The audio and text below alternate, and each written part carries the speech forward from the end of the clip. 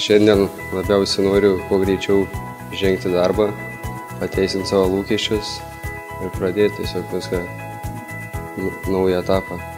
Mano siekis padėti žmonėm, būti tolerantišku ir pasiekti savo karjerą kiek įmanoma aukščiau. Jeigu greit viską mokysiuos, manau, greit įsiliesiu, bet manau, iki pusmečio tikrai pavyks.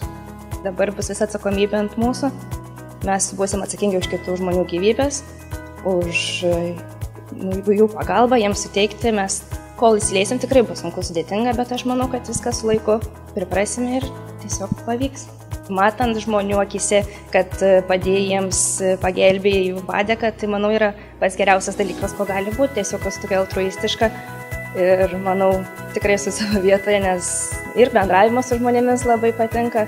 Tiesiog matau šią specialybę save.